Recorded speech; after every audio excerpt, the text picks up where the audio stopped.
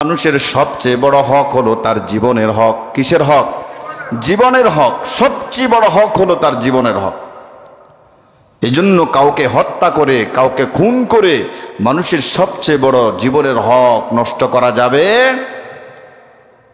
আল্লাহ রাব্বুল আলামিন বলেন, মানুষকে হত্যা করা সবচেয়ে মারাত্মক হলো কবিরা গুনাহ। আল্লাহর নবী সাল্লাল্লাহু আলাইহি সাল্লাম বলেন যে এই খুন আর গুম এসেছে আদম আলাইহিস সালাতু ওয়াস সালামের সন্তান হাবিল এবং কাবিলের থেকে। মনে আছে ঘটনা?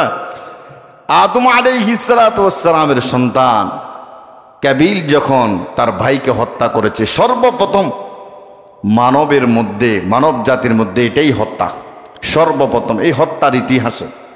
এই জন্য রাসূল বলেছেন, পৃথিবীতে যত হত্যা হবে, যত খুন হবে, তার ক্রিয়দংশ যাবে আদম আলাইহিস সালাতু ওয়াস সালামের সন্তানের আমলনামায়। এই পৃথিবীতে তিনটি কারণে মানুষকে মানুষ হত্যা করে। কয়টি কারণে? তিনটি কারণে। এক নাম্বার নারীর কারণে। কিসের কারণে? নারীর কারণে। দুই নম্বর সম্পদের কারণে। কিসের কারণে? সম্পদের কারণে। তিন নম্বর হলো ক্ষমতার কারণে। নারীর কারণে আজকে একে অপরকে খুন করে ফেলে, হত্যা করে ফেলে।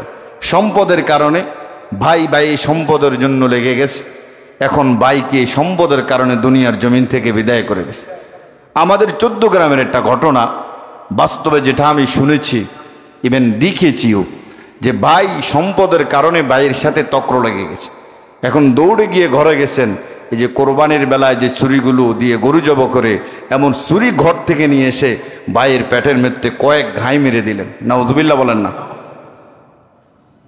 সম্পদের কারণে একে অপরকে হত্যা করে।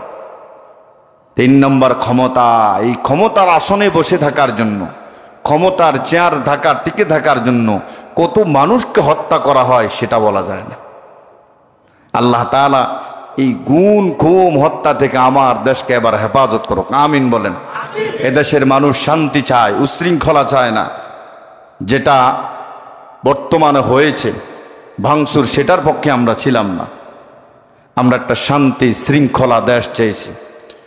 ভাঙচুর, মানুষ মারা, মানুষকে আগুনে পোড়ায় দেওয়া, লটকায় দেওয়া, এটার পক্ষে আমরা ছিলাম না। নবী সাল্লাল্লাহু আলাইহি সাল্লাম তো মানুষকে ক্ষমা করে দিয়েছে, আপনারাও ক্ষমা করে দিবেন। ক্ষমার মধ্যে মহৎ গুণ আছে। ক্ষমার মধ্যে কি আছে? মহৎ গুণ আছে। আমার এক ভাই আওয়ামী লীগ করে আর আমি জামাত শিবির করি, সুতরাং সে আওয়ামী লীগে থাকাকালীন আমার উপর অত্যাচার করেছে, বহু নির্যাতন করেছে।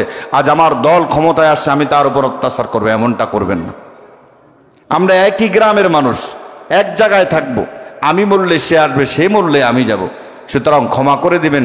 তার ভিতরে মানুষত্ব যে গুণটা, সে গুণটা বেশি উঠবে।